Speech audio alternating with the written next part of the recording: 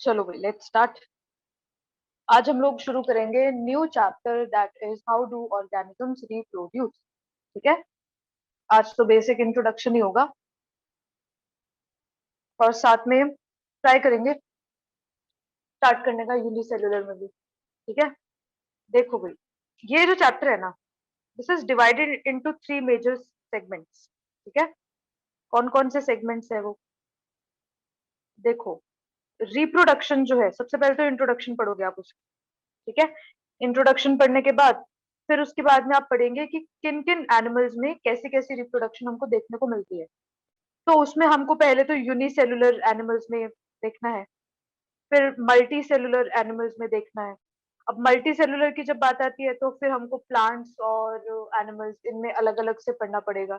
So there is like reproduction in unicellular organisms, then there is like reproduction in multicellular organisms, plus reproduction में भी we have to study asexual and sexual reproduction both।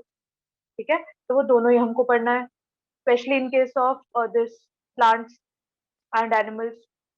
Asexual और sexual reproduction दोनों ही हमको पढ़ना है इसमें। ठीक है। प्लांट्स में आप पढ़ोगे वेजिटेटिव प्रोपोगेशन और साथ ही आप पढ़ोगे sexual reproduction in plants also. उसी तरह से एनिमल्स में हम लोग टाइप स्टडी कर रहे हैं ह्यूमन बींग्स का, तो sexual reproduction in human beings पढ़ेंगे। और लास्ट जो इस चैप्टर का सेगमेंट होगा दैट विल बी इनफर्टिलिटी, कि what are the causes of infertility, और उस इनफर्टिलिटी को दूर कैसे किया जा सकता है, ठीक कैसे किया जा सकता है, या उसका इलाज क्या है, या उसके ऑल्टरनेटिव्स क्या है, वो सब आप पढ़ें। ठीक है। साथ ही में आपको पढ़ना है इसमें फैमिली प्लानिंग के बारे में, और why to study family planning, क्यों पढ़ना है हमको, क्यों जरूरी है, वो सब पढ़ेंगे।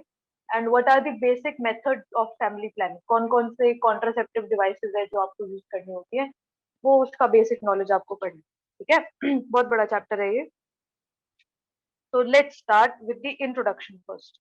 इंट्रोडक्शन में आप सबसे पहले क्या पढ़ते हैं, दैट कोई भी चीज, कोई भी चैप्टर का जब आप इंट्रोडक्शन पढ़ते हैं तो उसमें हम लोग पढ़ते हैं कि why is the chapter required for us, हम क्यों पढ़ रहे हैं ये चैप्टर, या ये जो चैप्टर है ये बना ही क्यों है, या ये जो पर्टिकुलर चीज है ये बनी ही क्यों है। लाइफ प्रोसेस में हमने पढ़ा that why life process are required, क्यों पढ़ रहे हैं हम इसको, ये बने क्यों हमारी बॉडी में, वो सब हमने पढ़ा। फिर हमने कंट्रोल कोऑर्डिनेशन में पढ़ा कि क्यों रिक्वायर्ड है brain, nervous system, plant hormones, why they are required in the plant body, in the animal body, क्यों रिक्वायर्ड, वो सब हमने पढ़ा। उसी तरह से रिप्रोडक्शन में हमको पढ़ना है कि व्हाई इज इट रिक्वायर्ड, क्यों जरूरत है इसकी। तो रिप्रोडक्शन में we will study that it is a process by which living organism produces new individual.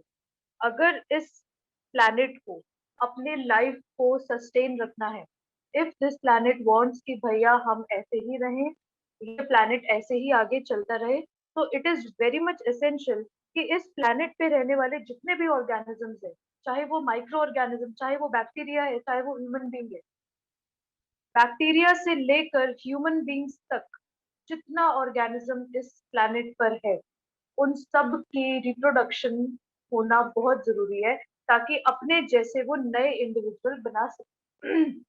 चाहे तो वो अपने क्लोन्स बनाए, चाहे तो वो अपने सिमिलर लुकिंग इंडिविजुअल्स बनाए। ठीक है। Depending on which type of reproduction is there, but reproduction होना जरूरी है। क्यों जरूरी है, ताकि वो जो रेस है वो सरवाइव कर पाए, वो आगे बढ़ पाए। मान लो किसी एक पर्टिकुलर स्पीशीज ने रिप्रोडक्शन करना ही बंद कर दिया, मान लो एनी स्पीशीज, कोई भी स्पीशीज मान लो, फॉर एग्जाम्पल हनी बी। ठीक है। हनी बी ने क्या किया, रिप्रोडक्शन करना ही बंद कर दिया। अभी रिप्रोडक्शन करना ही बंद कर दिया, that means no new honey bees will B produce. ठीक है। अभी no new honey bees will B produce मतलब गई, हनी बी की स्पीशीज इस वर्ल्ड से गई, खत्म। एंड अगर हनी बी की स्पीशीज इस वर्ल्ड से गई ना, तो यू हैव नो आइडिया कितना ड्रास्टिक चेंज आ जाएगा इस पूरे प्लेनेट पे। Honey bees are like one of the most important organisms on this planet. इसके ऊपर बहुत बड़ी रिसर्च की हुई है। ठीक है। हनी बीज में क्या होता है कि दे आर एक्सीलेंट पॉलिनेटर्स, सबसे बढ़िया पॉलिनेटर्स है। मैक्सिमम प्लांट्स की जो पॉलिनेशन करवाते हैं वो हनी बीज ही करवाते हैं। पॉलिनेशन क्या होता है, पॉलन ग्रेन्स जो होता है मेल फ्लावर से, उसको फीमेल फ्लावर के स्टिग्मा तक हमको पहुंचाना है। ये जो काम है ये हनी बीज करवा रहे हैं, इंसेक्ट के थ्रू पॉलिनेशन हो रही है, राइट। अगर हमने हनी बीज को ही गायब कर दिया, मतलब हमने बहुत बड़ी स्केल ऑफ इंसेक्ट को खत्म कर दिया। जिसकी वजह से बहुत बड़ा स्केल ऑफ पॉलिनेशन भी रुक गया, और उसकी वजह से बहुत बड़ी तादाद में प्लांट्स का जो नंबर है वो भी कम हो गया। प्लांट्स का नंबर कम होगा तो उस पर रिलाई करने वाले जो हर्बीवोर्स है उनका भी नंबर कम होगा, या उस पर रिलाई करने वाले जो प्लांट ईटिंग इंसेक्ट्स है उनका भी नंबर कम होगा। हर्बीवोर्स का नंबर कम हुआ तो हर्बीवोर्स को खाने वाले कार्निवोर्स का नंबर भी कम हो गया, राइट? सबका नंबर कम हो गया। ओके, तो इतना सारा number which is being decrease, उसकी वजह से क्या होगा, पूरा जो प्लैनेट होगा उसका जो इकोसिस्टम है दैट विल बी डिसबैलेंस, पूरा तबाही मच जाएगी। ठीक है, तो देखो एक स्पीशीज को खत्म करने का नतीजा देखो, और ये सिर्फ इसके लिए नहीं है, ये कोई भी स्पीशीज आप ले लो उनके लिए भी है। ठीक है, डियर को खत्म कर दो इस दुनिया में से, डियर्स जितने भी है, हिरन जितने भी है, खत्म कर दो। ठीक है, पूरा दुनिया में जितना डियर है सबको खत्म कर दो, बहुत बड़ा ड्रास्टिक चेंज आएगा। ऑल दो जो हमारा इकोसिस्टम है उसके पास और भी तरीके होते हैं to maintain its balance, but वो सिर्फ एक लिमिटेड नंबर तक ही मेंटेन कर सकता है। ऐसा नहीं है पूरी दुनिया में से आपने वो पूरी सारी स्पीशीज ही खत्म कर दी, तो फिर तो गड़बड़ होगी ही होगी। ठीक है, चलिए, तो therefore reproduction is very essential. जो नए इंडिविजुअल बने हैं वो सिमिलर होते हैं अपने पेरेंट्स। ठीक है, जो भी पेरेंट है उसने अपने जैसा सिमिलर कोई डॉटर सेल बनाया है, and that daughter cell will be similar to its parent cell. ठीक है, या वो डॉटर ऑर्गेनिज्म इस वक्त will be similar to its parent organism, right? This is similar to its parent organism ताकि वो स्पीशीज जो है उसकी रेस आगे कंटिन्यूड रहे।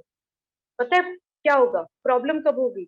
मान लीजिए पेरेंट इंडिविजुअल ऐसा दिखता था, उसने अपने जैसा ऑलमोस्ट दिखने वाला डॉटर इंडिविजुअल ऐसे सा बना दिया था। ठीक है, so they are right now similar, similar है एक दूसरे के, थोड़े बहुत सिमिलर है, they are not identical to each other but they are similar. For example जैसे ये है,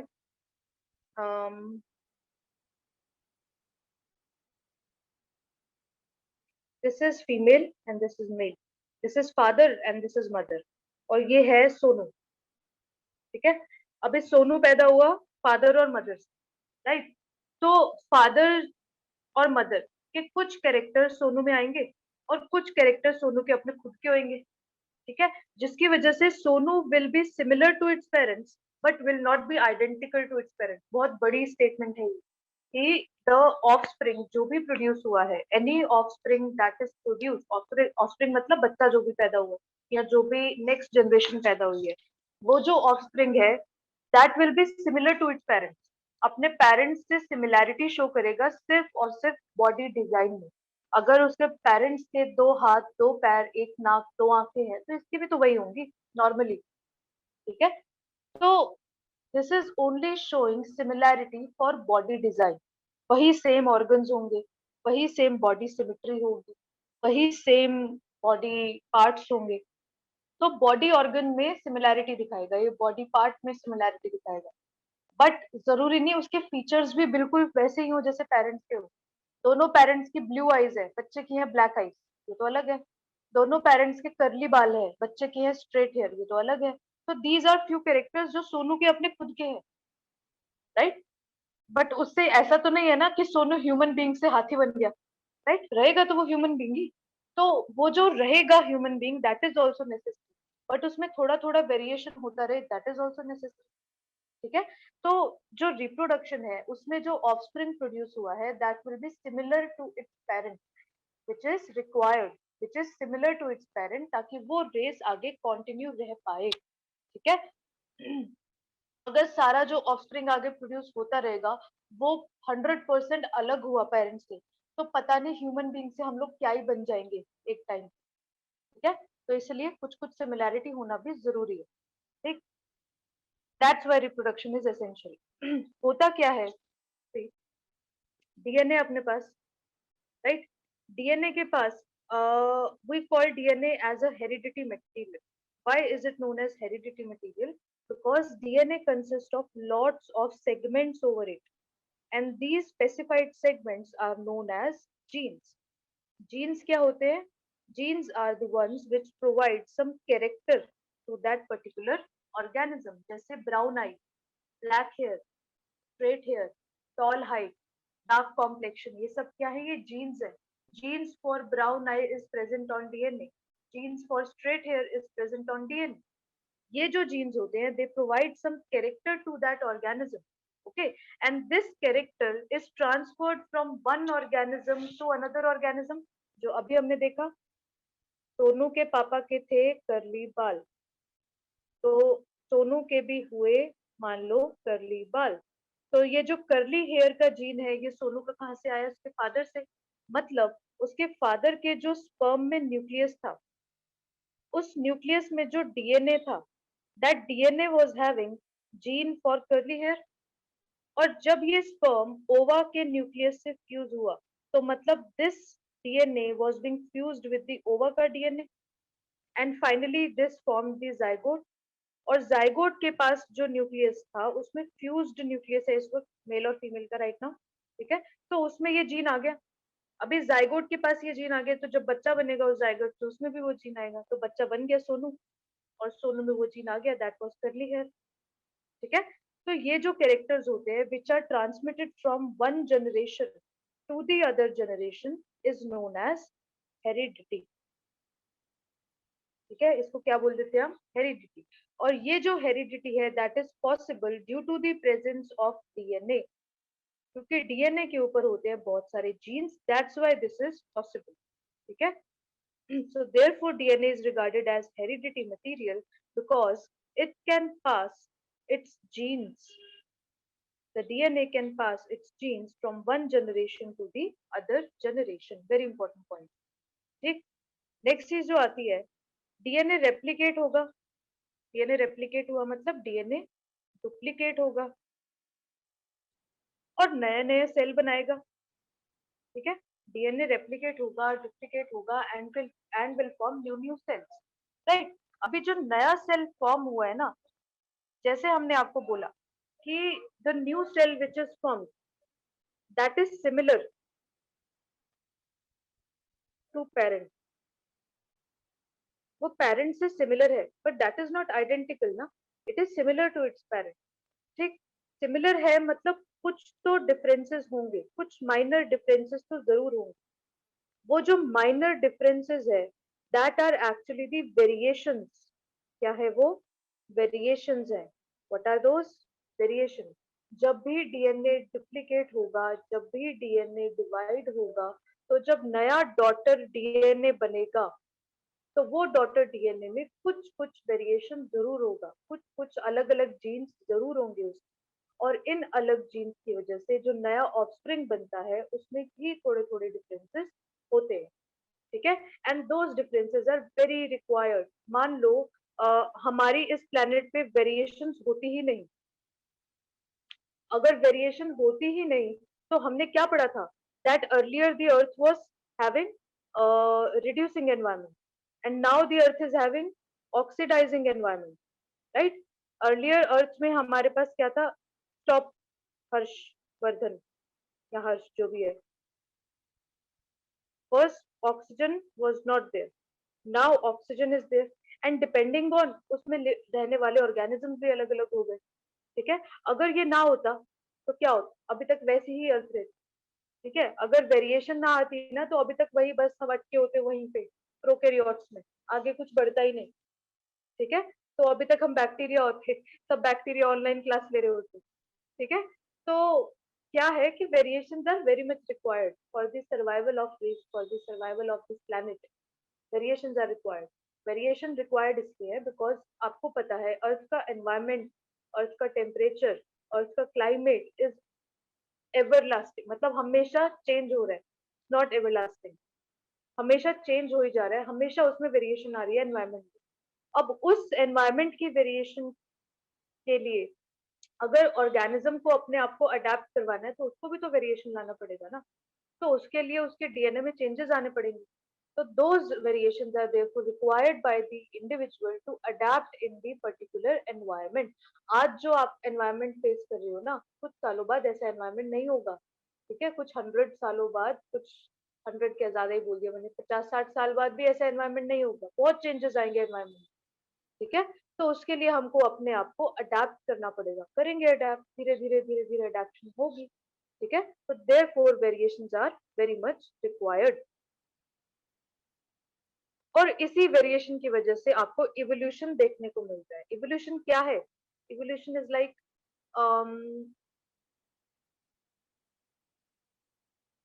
एप टू ह्यूमन। क्या है ये? कैसे हुआ इवोल्यूशन? उसी तरह से आप देखते हैं अरे ये तो मैंने बहुत नियर बोल दिया, चलो बैक्टीरिया, बैक्टीरिया टू ह्यूमंस, ये कैसे? Evolution, nothing else but evolution. और इवोल्यूशन कैसे हुआ? बिकॉज वेरिएशन आए, बहुत तगड़े वेरिएशन। देखो आप, बैक्टीरिया से ह्यूमन बीइंग कोई आसान बात नहीं है, एक दो साल की बात नहीं थी, मिलियंस ऑफ ईयर लग गए इसमें। ठीक है, तो ये सब कैसे पॉसिबल था? बिकॉज वेरिएशन हो पाया, बहुत सारा वेरिएशन हो पाया, तभी पॉसिबल हुआ था ये। ठीक है, in this chapter you will study two different type of reproduction. First is asexual reproduction and the second one is sexual reproduction. ठीक है, पहला क्या है आपका asexual, second is sexual reproduction. एक एक करके पॉइंट्स पढ़ते हैं इनके। एसेक्सुअल रिप्रोडक्शन में क्या होता है? Only one parent is required, एक ही पेरेंट का रिक्वायरमेंट होता है। But in case of sexual reproduction two parents are required, because sexual reproduction में हमको गैमीट चाहिए। वो गैमीट्स, एक मेल गैमीट होगा और एक फीमेल गैमीट होगा, so therefore two parents are required in sexual reproduction and single parent is required in asexual reproduction. Involve single organism, involve two organisms. ठीक है, नो वन क्यों लिखा हुआ? बिकॉज समटाइम्स आप इसमें पढ़ेंगे ये पार्थेनोजेनेसिस, वो पढ़ेंगे आप इसमें। ठीक है, तो इसलिए वन लिखा हुआ है यहाँ पे, बिना मेल के फीमेल बच्चे पैदा करती है। ठीक, no production of gametes, gametes कोई प्रोडक्शन नहीं होगा गेमीट्स का इसमें। Yes, production of gametes is there. No fusion of, obviously gamete produce ही नहीं हो रहे तो फ्यूज कहाँ से होंगे? ठीक है, तो ना गेमीट बनेंगे ना फ्यूज होंगे, और इसमें गेमीट बनेंगे भी और फ्यूज भी होंगे, right. It requires mitotic division, मतलब माइटोसिस से सेल डिवीजन होगा इसमें। ठीक, सेक्सुअल में क्या कि it is requiring mitosis also and it is requiring meiosis also. आपको पता होगा जब हम गेमीट्स बनाते हैं तो पहले माइटोसिस होता है, ठीक है, और उसके बाद मियोसिस होता है। मतलब दोनों जो सेल डिविजन है they are required in sexual reproduction. ठीक, दूसरा, asexual reproduction produces offspring that are identical to their parents, that are almost identical to their parents. ठीक है, आइडेंटिकल मतलब बिल्कुल हु बहू same, if this is the parent this is the daughter, बिल्कुल who बहू same. ठीक है, और ऐसे हु बहू सेम लोगों को हम क्या बोल देते हैं? क्लोन्स। क्या बोल देते हैं? Clones. So clones are produced in asexual reproduction, but sometimes, sometimes कभी कभार वेरिएशन आ जाती है डीएनए में जिसकी वजह से बिल्कुल स्लाइट चेंजेस आते हैं एसेक्सुअल रिप्रोडक्शन में भी, but most of the time clones are produced. In case of sexual reproduction ऐसा नहीं हो सकता भाई, हम अपने पास तो दो अलग अलग गेमीट्स हैं, उनका अलग अलग कैरेक्टर होगा, फ्यूज करेंगे तो पता ही नहीं क्या बनाएंगे अलग सा बिल्कुल। ठीक है, तो हो ही नहीं सकता कि बिल्कुल आइडेंटिकल बने, but they are similar. offspring will have some characters from male parent, others from female parent, and some character may not be present in either of parent। वो अपने बच्चे का खुद ही नया ही कैरेक्टर हो। सोनू के पास ब्राउन हेयर आ गया और सोनू के माता पिता के पास ब्लैक हेयर था, तो सोनू का अपना ही कुछ हेयर कलर उसने बना दिया। ठीक है, तो कुछ कैरेक्टर बच्चा खुद डेवलप करेगा, कोई भी ऑफस्प्रिंग हो, चाहे प्लांट, चाहे एनिमल, चाहे बैक्टीरिया, कुछ भी। ठीक है, और कुछ कैरेक्टर उसके पेरेंट्स से आएंगे। ठीक है, इसी वजह से सेक्सुअल रिप्रोडक्शन में we get similar but not identical offsprings, और ए सेक्शन में वी गेट आइडेंटिकल ऑफस्प्रिंग्स।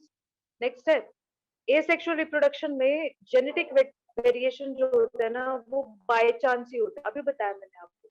ज्यादातर तो देखो क्लोन्स बनते हैं, पर बहुत कभी कभार, एकदम कभी कभार डीएनए में चेंजेस आ जाते हैं जिसकी वजह से कुछ कुछ वेरिएशन आता है। जैसे कोविड के आ रहे हैं, इतने सारे वेरिएंट्स आ रहे हैं, कहाँ से आ रहे हैं? कर दिया उन्होंने म्यूटेशन अपने अंदर, है तो वायरस ही, कर दिया म्यूटेशन अपने अंदर, हो गया वेरिएशन, बना दिया इन्होंने वेरिएंट, कोई यूके वेरिएंट, कोई इंडिया वेरिएंट। ठीक है, तो ये कहाँ से आ रहे हैं? कर दिया इन्होंने म्यूटेशन, इस वजह से आ रहे हैं। ठीक है, तो sometimes genetic variation is seen, वो भी बिल्कुल रैंडमली होता है, म्यूटेशन की वजह से। अभी बताया मैंने, म्यूटेशन की वजह से होता है। No, what is mutation? आपने पढ़ा कि डीएनए में अपने पास बेस पेयरिंग होता है, देखिए A will base pair with T, G will base pair with C. अभी मैं A को A के साथ ही बेस पेयर करवा दूं, या मैं G को G के साथ ही बेस पेयर करवा दूं, या मैं C को T के साथ बेस पेयर करवा दूं, तो ये तो सब गड़बड़ है, ये कंप्लीट गड़बड़ है ये, जिसकी वजह से बेस पेयर ही गड़बड़ बन गया। अभी आप देखो गलत बेस पेयरिंग हो रहा है, तो मतलब वो जो सेगमेंट है डीएनए का वो भी गलत है, और ये गलत सेगमेंट का डीएनए ही फिर आगे नया डॉटर डीएनए बनाएगा गलत। इस तरह से आगे आगे सब गलत गलत बनता रहेगा। डीएनए ही गलत बनेगा तो आरएनए भी गलत बनेगा, और आरएनए भी गलत बनेगा तो प्रोटीन भी गलत बनेगा, और गलत प्रोटीन बनेगा तो बीमारियां होंगी, राइट, या कोई ना कोई कैंसर हो जाएगा, राइट। तो म्यूटेशंस जो होती हैं उनकी वजह से ये रैंडमली वेरिएशन शो करते हैं, ठीक है। इनका जो म्यूटेशन है वो अलग है, इनका तो कुछ ऐसा नहीं है, इनके म्यूटेशन में मतलब ठीक है, इनके लिए mutation is beneficial actually, although कुछ mutations are beneficial to us also, ठीक है। तो mutation are not always harmful, but most of the time they are harmful, ठीक है, इन अस। बट इनमें तो क्या है, इनमें तो मजे की बात है कि अरे ठीक है वायरस आया, कोरोना वायरस आया, उसके लिए दवाई बनाई, चलो जी म्यूटेशन करवाते हैं, रैंडम बनाते हैं एक और वेरिएंट, नए सिम्टम लाएगा नया वेरिएंट, जिसका किसी को पता नहीं होगा, ये बस चलता ही रहेगा, ठीक है। तो that is done by the mutation process. Sexual reproduction में क्या होता है कि मोर चांस होते हैं जेनेटिक वेरिएशन के, ठीक है। इसमें तो क्या था, जो जेनेटिक वेरिएशन था that was only by the mutation, but इसमें जेनेटिक वेरिएशन में जो चेंजेस हैं दैट इज ड्यू टू अपने पास दो गैमीट्स है अलग अलग, उनके अलग अलग जेनेटिक मेकअप है, तो देयरफॉर वेरिएशन आता है बहुत। इसमें तो म्यूटेशन करवाना पड़ रहा था वेरिएशन के लिए। एसेक्सुअल रिप्रोडक्शन में हमने बोला कि it is not very useful for natural selection, ना ही इवोल्यूशन में इसका कुछ खास रोल है, ठीक है। एक होता है ना natural selection, survival of the fittest, है ना, याद होगा आपको डार्विन, तो वो natural selection, survival of the fittest, let the best one wins, वो वाला जो सीन है वो सेक्सुअल रिप्रोडक्शन में ज्यादा यूजफुल है instead of asexual reproduction. Plus evolution of species भी सेक्सुअल में आपको आराम से देखने को मिलेगा, बट एसेक्सुअल में evolution is not very possible, ठीक है। एसेक्सुअल रिप्रोडक्शन का एग्जांपल जैसे बडिंग, फ्रेगमेंटेशन, स्पोर फॉर्मेशन, स्पोरिलेशन मतलब स्पोर फॉर्मेशन, ठीक है। और इसमें आप देखते हो फर्टिलाइजेशन मतलब फ्यूजन ऑफ स्पर्म एंड ओवा, पॉलिनेशन, ये सब सेक्सुअल रिप्रोडक्शन का एग्जांपल है, ठीक है। तो नेक्स्ट जो टॉपिक हम स्टार्ट करेंगे that will be the asexual reproduction. और एसेक्सुअल रिप्रोडक्शन में हम डिफरेंट मोड्स देखते हैं, पहले कौन कौन से मोड्स होते हैं asexual reproduction. It can be occurred by fission, fragmentation, budding, spore formation, regeneration and vegetative propagation, सब डिटेल में पढ़ना आप सारी, ठीक है। तो ये सारे मोड्स हैं एसेक्सुअल रिप्रोडक्शन के। पहले फिजन आ रहा है तो फिजन ही पढ़ लेते हैं, ठीक। Asexual reproduction in unicellular organism. Unicellular organism का मतलब सिंगल सेल्ड ऑर्गेनिज्म में एसेक्सुअल रिप्रोडक्शन का कौन कौन सा मोड है। लेट्स सी क्या क्या मोड है सिंगल सेल्ड में। सबसे पहला मोड तो देखो आता है फिजन। फिजन क्या है, कुछ नहीं, तोड़ दो, कोई भी पेरेंट बॉडी है उसको पकड़ के तोड़ दो, दैट इज फिजन, ठीक है। फिजन इज लाइक तोड़ना, breaking, and fusion is like mix होना, ठीक है। फ्यूजन इज जोड़ना, फिजन इज तोड़ना, ठीक है। अभी डिपेंड हम कैसे तोड़ रहे हैं, हमारी मर्जी, या तो हम उसको दो में तोड़े, ठीक है, या तो हम उसको क्या बहुत सारे पार्ट्स में तोड़े, ठीक। अगर हम उसको दो में तोड़ रहे हैं तो उसमें क्या होगा, one parent cell will be divided into two daughter cell like this, random ऐसे, ठीक है। One parent cell divided into two daughter cell, कैसे होगा, सबसे पहले तो न्यूक्लियस डिवाइड होगा, न्यूक्लियस डिवीजन के बाद धीरे धीरे cytoplasm will divide and finally forming the two daughter cell, ठीक है। एकदम रैंडम डिवीजन होगा इसमें, ऐसा कुछ नहीं है जब माइटोस वो, ऐसा जरूरी नहीं है कि बिल्कुल इक्वल इक्वल हो, ठीक। तो बेस्ट सीन जो है वो तो होगा आपका अमीबा में, अमीबा का तो आपको याद ही होगा, ऐसे ही होता है इस तरह से, one parent cell divided into two daughter cell, ठीक है। दूसरा होगा पैरामीशियम और बैक्टीरिया। ठीक, इसमें एग्जांपल है पैरामीशियम और बैक्टीरिया, आगे शायद फोटो आएगी। ठीक, तीसरा एग्जांपल है बाइनरी फिजन का लेशमैनिया। और लेशमैनिया आपने कहाँ पढ़ा था डायवर्सिटी में, और इसका क्या काम था, कौन सी बीमारी करवा रहा था? चैट बॉक्स में आंसर लिखो जरा, लेट मी सी किनको याद है। ठीक है, what was the disease caused by Leishmania? ठीक, और क्या था ये, कौन से किंगडम में डालू लेशमैनिया को मैं? मोनेरा, प्रोटिस्टा, फंजाई, प्लांट्स या एनिमल, किस में डालू? ठीक, लेशमानिया में क्या होता है, सेम है, पहले न्यूक्लियस डिवाइड होगा, फिर धीरे धीरे उसकी सेल मेम्ब्रेन कॉन्स्ट्रिक्ट सिकुड़ना स्टार्ट हो जाएगी, एंड फाइनली उसका साइटोप्लाज्म डिवाइड हो जाएगा, सेपरेट हो जाएगा दो। ठीक है, दो डॉटर सेल बना देगा। हर किसी का अपना मोड होता है अलग अलग, जैसे अमीबा में तो ऐसा होगा आपका, one parent cell, nucleus start to split, nucleus more split, cytoplasm start to constrict, धीरे धीरे cytoplasm more constrict, nucleus completely divided, and finally it will split into two daughter cells. ये अमीबा में दिखाया बाइनरी फिजन। उस तरह से लेशमैनिया में ऐसा होता है, ये एक बॉडी है लेशमैनिया की। ठीक है, पहले तो nucleus will start to split, nucleus divide हो गया, ठीक है, जैसे ही न्यूक्लियस डिवाइड होगा वैसे ही इसका जो ये फ्लैजिला आपको एक दिख रहा है, ये फ्लैजिला भी अब दो में स्प्लिट होना स्टार्ट हो जाएगा।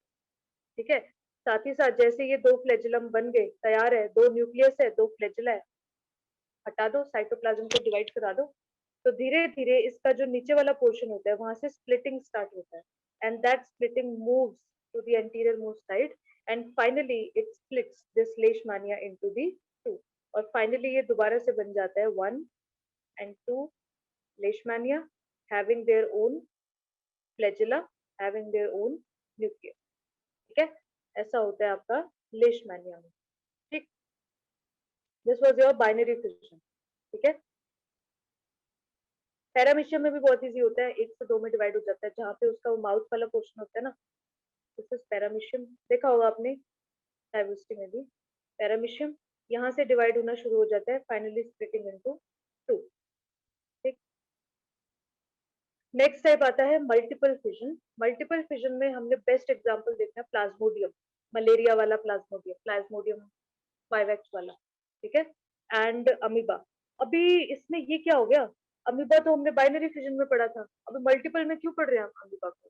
तो एक क्वेश्चन आपका इसमें बनता है कि in binary fission the amoeba actually divides normal, मतलब नॉर्मल कंडीशन में अमीबा जो है बाइनरी फिजन से डिवाइड होगा, बट इन हार्श कंडीशन या इन एबनॉर्मल कंडीशन या अनफेवरेबल कंडीशन, उस केस में जो अमीबा है that will divide by multiple fission. ठीक है, कैसे डिवाइड होगा लेट्स देखते हैं। ये है आपका प्लाज्मोडियम, प्लाज्मोडियम में देख लेते हैं multiple fission. This is one parent cell, parent cell में बाहर एक सिस्ट वॉल है, मतलब एक कवरिंग टाइप है। ठीक है, और उसके अंदर उसका न्यूक्लियस है और साइटोप्लाज्म है, ये पेरेंट सेल था। धीरे धीरे क्या हुआ कि जो सिस्ट वॉल था, उस सिस्ट वॉल के अंदर, ये रहा सिस्ट वॉल, इस सिस्ट वॉल के अंदर ये जो पेरेंट सेल था that started to divide into lots of daughter cell, because इसका न्यूक्लियस स्प्लिट हो गया था बहुत सारी पार्ट्स में पहले, फिर उसके बाद में जैसे मान लीजिए न्यूक्लियस था, ठीक है, ये पहले बहुत सारे पार्ट्स में ऐसे स्प्लिट हो गया, फिर उस पार्ट्स के अराउंड ये लेयर्स बनने लग गई अलग अलग, finally forming different daughter cell inside. So many daughter cells are produced by multiple fission inside this cyst wall. ठीक है, धीरे धीरे जैसे ये कंप्लीट डॉटर सेल बन जाएंगे, ये सिस्ट वॉल ब्रेक हो जाएगी, और ब्रेक होने के बाद इसके अंदर जितना डॉटर सेल है सबको बाहर छोड़ देगी, और बाहर छोड़ के every daughter cell will start its new life, नया पेरेंट सेल बनाएगी अब ग्रो करने के बाद। ठीक है, ऐसे तो होता है आपका प्लाज्मोडियम में। अमीबा में कैसे होता है इन केस ऑफ अनफेवरेबल कंडीशन, देखिए दिस इज अमीबा। ठीक है, अमीबा में क्या हुआ, पता चल गया भैया अनफेवरेबल कंडीशन है, कोई चारा तो है नहीं हमारे पास, तो चलो हमारे पास जो एक न्यूक्लियस था, पहले उस एक न्यूक्लियस को हम दुनिया भर के बहुत सारे न्यूक्लियस में डिवाइड करवा दें, तो that one nucleus divide into lot many nucleus like this, है ना। अभी इतना सारा न्यूक्लियस बना दिया तो क्या होगा, हर न्यूक्लियस के आसपास, एवरी न्यूक्लियस के आसपास बनना स्टार्ट होगा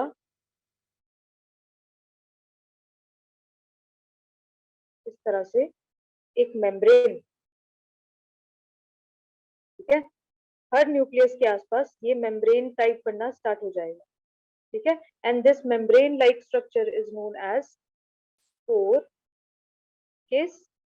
क्या बोला है इसको हमने? स्पोर। और इनकम्प्लीट को हमने क्या बोल दिया मिला के? स्पोर्स। तो every spore right now is having a nucleus, some cytoplasm उसके आसपास एंड अ स्पोर केस। ये है अभी इस पूरा पेरेंट सेल के अंदर, ये सब इकट्ठा है, भरा हुआ है, ठीक है।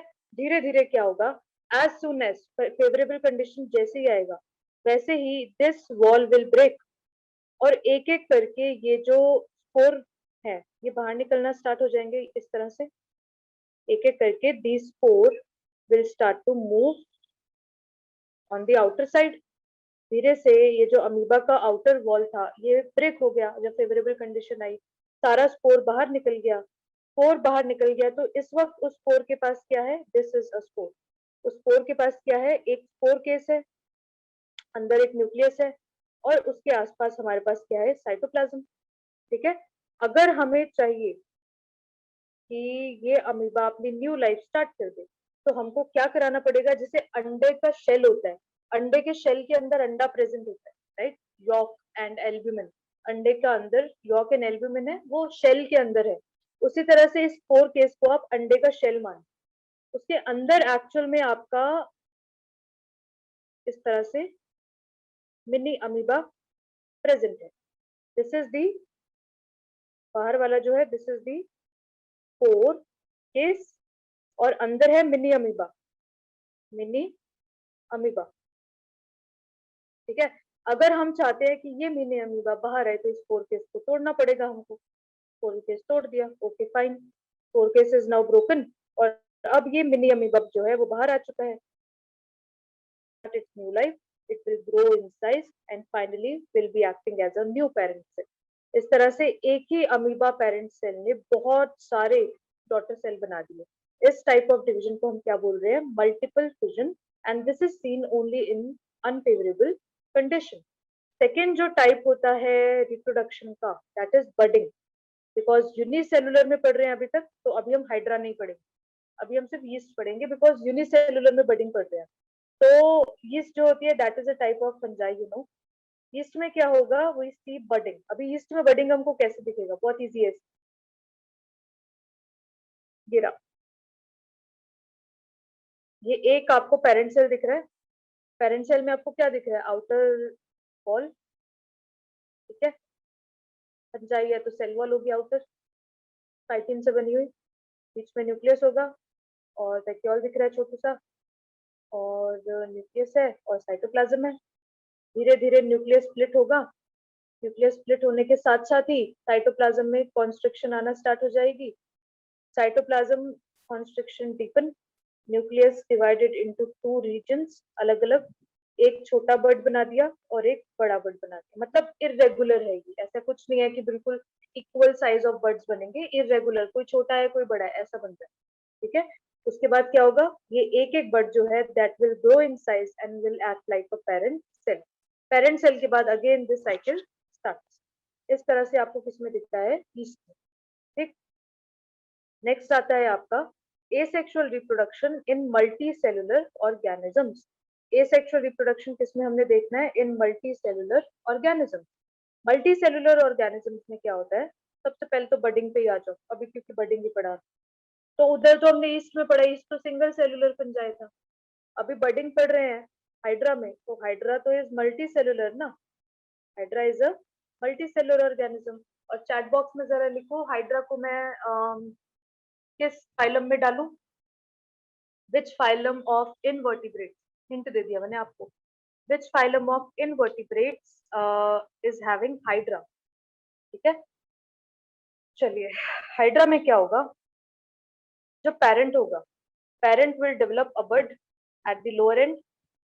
This bud will grow in size and finally breaks off to live independently. बहुत easy है इसका, ये रहा। The parent will start to develop a bud. This bud will grow in size. This bud is present on the lower portion of the parent, laterally on the sidewards portion, lower portion of the parent. This bud will grow in size, grow more in size. Finally, when this bud is fully grown, it will detach from the parent body and will start its new life like this. अपनी नई life शुरू करेगी. Now this will act like a parent cell and again this cycle starts. ठीक है, तो ऐसा होता है किसमें? Hydra. Hydra is a multicellular organism which is showing budding.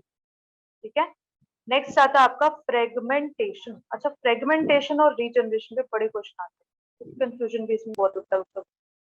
Fragmentation क्या होता है? फ्रेगमेंट्स बनाना, टुकड़े बनाना. ठीक है, फ्रेगमेंट्स मतलब टुकड़े बनाना. फ्रेगमेंटेशन जो होगा आपको सिर्फ और सिर्फ सिंपलर ऑर्गेनिजम्स में मिलेगा. ओनली सिंपलर ऑर्गेनिज्म में आपको क्या मिलेगा? Fragmentation. For example we have green algae. Green algae में एक एग्जांपल है अपने पास स्पायरोगायरा. स्पायरोगायरा को देखोगे ना, पूरा का पूरा जो स्पायरोगायरा है that will look like this. सारा का सारा बहुत सिंपल बॉडी प्लान है. सेल है, न्यूक्लियस है, वैक्यूल है, क्लोरोप्लास्ट है. ठीक है, बहुत ही सिंपल. ऐसा क्लोरोप्लास्ट में प्लास्टिड है, ऐसे स्पाइरल शेप प्लास्टिड, याद हो आपको. ठीक है, स्पाइरल शेप होता था, ग्रीन पिगमेंट होती थी. अच्छा, स्पायरोगायरा. ठीक, अभी है तो ये मल्टी सेलुलर, बहुत सारे सेल से बना है, बट कैसा मल्टी सेलुलर है? सिंपल मल्टी सेलुलर है. सिंपल मल्टी सेलुलर ऑर्गेनिज्म है, सारे सेल एक जैसे दिख रहे हैं. ठीक है, सिंपल मल्टी सेलुलर ऑर्गेनिज्म की बॉडी है. इसमें क्या होगा? जो पेरेंट होगा, पेरेंट तो पहले बहुत सारे टुकड़ों में टूट जाएगा. This is a parent. पहले तो ये बहुत सारे टुकड़ों में टूट जाएगा, अलग अलग. ठीक है, बहुत सारे टुकड़ों में टूटने के बाद each fragment will grow in size and will start to form a new parent. हर एक फ्रेगमेंट टूट जाएगा, अलग हो जाएगा, विल ग्रो इन साइज और नया एक इंडिविजुअल बना देगा. फ्रेगमेंट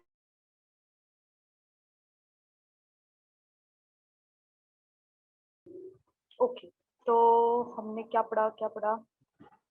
हाँ, फ्रेगमेंटेशन में हमने पढ़ा that it is only seen in simpler, जो भी सिंपल मल्टी सेलुलर ऑर्गेनिज्म है, only simple multicellular organism will be showing fragmentation.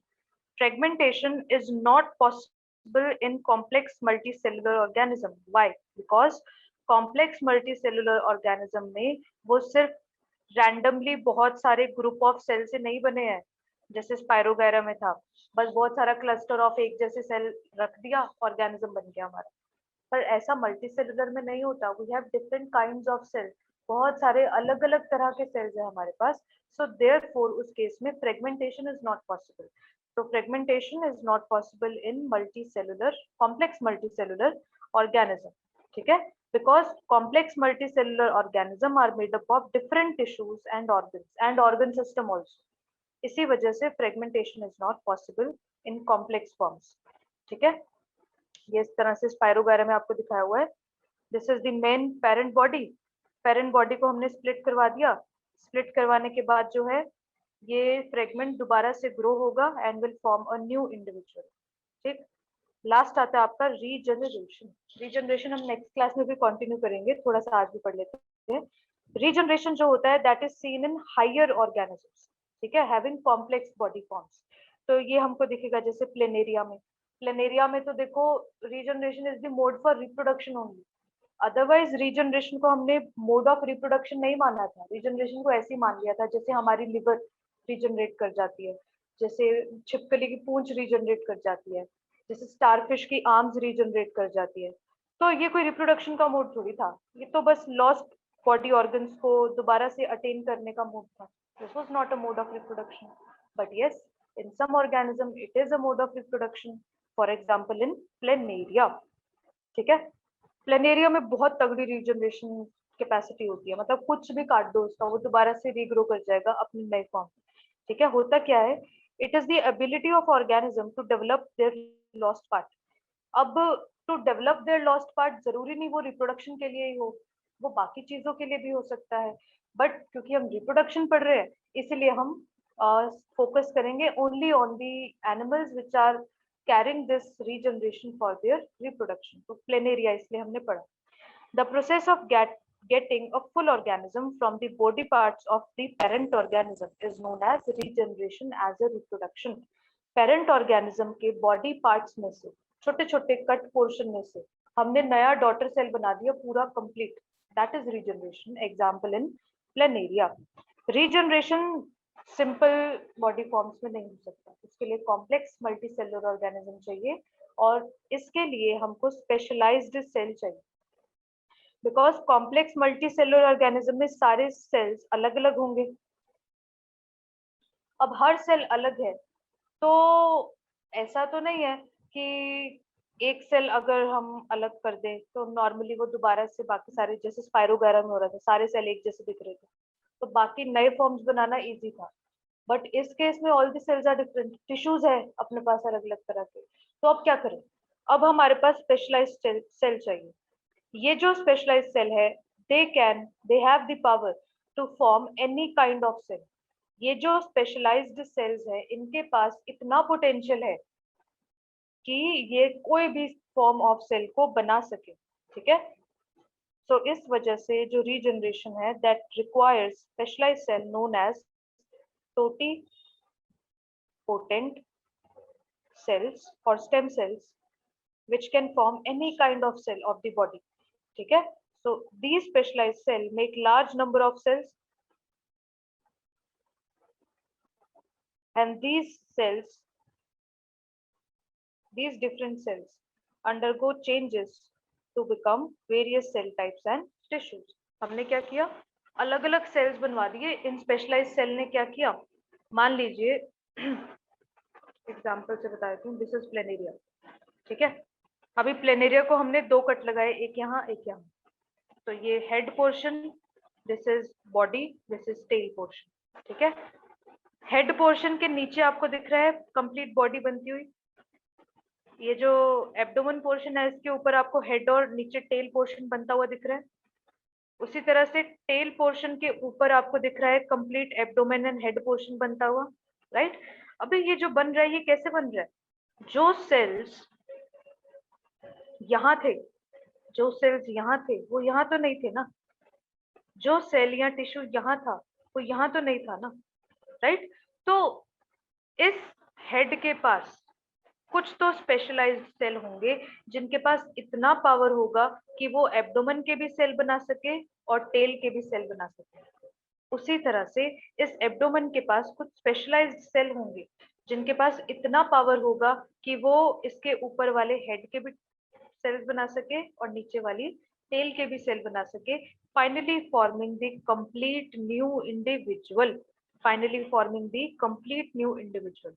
तो इन सेल्स को हमने क्या बोल दिया है? स्टेम सेल्स या टोटीपोटेंट सेल, ठीक है। So this was all about today's lecture. Next class में हम regeneration से ही start करेंगे, studying regeneration in other organisms also, जहाँ पे ये reproduction का मोड नहीं है, ठीक है। हाँ जी बिल्कुल, प्लेटिहेल्मिन्ट्स में भी है रिजनरेशन, बहुत सारे में है रिजनरेशन। तो स्टारफिश में भी है, प्लेटिहेल्मिन्ट्स में भी है, और इवन आपका ये जो है लिवर उसमें भी है, फिर रेप्टाइल्स में भी है, स्पेशली लिजर्ड में उसमें भी है, वो बहुत सारे हैं ये। तो पेरेंट तो बेटा स्प्लिट होके उसने कंप्लीट डॉटर सेल बना दिया, उसी के पार्ट से तो डॉटर सेल बना है, उसी का तो अंश है वो, ठीक है। नेचुरल सिलेक्शन में क्या होता है? हम लोग उन्हीं चीजों को नेचुरली सिलेक्ट करते हैं धनंजय जो कि अडेप्ट कर पाए एनवायरनमेंट में। अब देखो फॉर एग्जांपल, मान लीजिए कोई जिराफ था, हमारे पास 10 जिराफ हैं, 10 में से 9 जिराफ की गर्दन बहुत लंबी है और एक जिराफ की गर्दन छोटी है।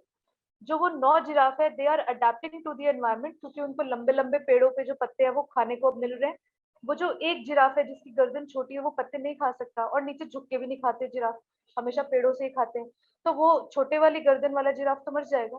तो नेचुरली सिलेक्ट कौन से हुए? जिनकी गर्दन लंबी थी। वाई देयर गर्दन वर लंबी? बिकॉज उन्होंने कोई ना कोई वेरिएशन शो की होगी गर्दन में, तभी वो लंबी है, ठीक है। तो जो चीज नेचुरली सिलेक्ट हो रही है वो बेसिकली तभी होती है जब वो सेक्सुअल रिप्रोडक्शन से हो, ठीक है। क्योंकि जब तक सेक्सुअल रिप्रोडक्शन नहीं होगा तब तक वेरिएशन नहीं आएगी, वेरिएशन नहीं आएगी तो अडेप्टेशन नहीं होगी।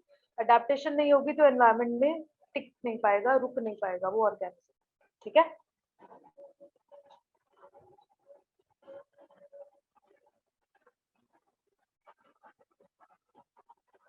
हाँ, मल्टीपल फ्रेगमेंट्स ऑफ स्पायरोगायरा देगा, जरूरी नहीं एक ही fragment. Spirogyra is a very big form.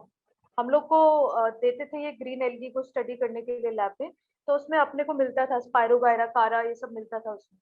तो उसमें हमने देखा था इट्स लाइक बहुत बड़ा बड़ा लंबा, जैसे रिबन होता है ना, बिल्कुल एग्जैक्टली वैसा ही होता है स्पायरोगायरा। रिबन के बहुत सारे सेगमेंट्स, बस ऐसा होता है स्पायरोगायरा। तो वो तो बहुत सारे फ्रेगमेंट्स में टूट सकता है, अनलिमिटेड फ्रेगमेंट्स। रीजनरेशन में देखो, हमने प्लेनेरिया पढ़ा अमृत। अभी प्लेनेरिया में कितना कट लग रहा है वो डिपेंड करेगा कि कितना डॉटर सेल बनेगा। अभी जो हमने एग्जाम्पल पढ़ा उसमें 2 कट लगा था, तो मतलब 3 डॉटर सेल बनेंगे। अगर हम इसमें एक ही कट लगाते तो 2 डॉटर सेल बनते, ठीक है। अगर हम इसके 3 कट लगाते तो 4 डॉटर सेल बनते। तो डिपेंडिंग ऑन कि कितना कट पोर्शन है उस पेरेंट का, ठीक है। चलिए, तो this was all for today. आपको कोई भी डाउट हो नेक्स्ट क्लास में पूछ लेना, नहीं तो आप व्हाट्सएप पे पूछ लेना, ठीक है। जिन 5 बच्चों को बोला गया है अपना असाइनमेंट देने का, शाम को 5 बजे से पहले अपना पिक्चर्स भेज देना मुझे कंट्रोल कोऑर्डिनेशन का, कल के होमवर्क की, ठीक है। This was all, thank you.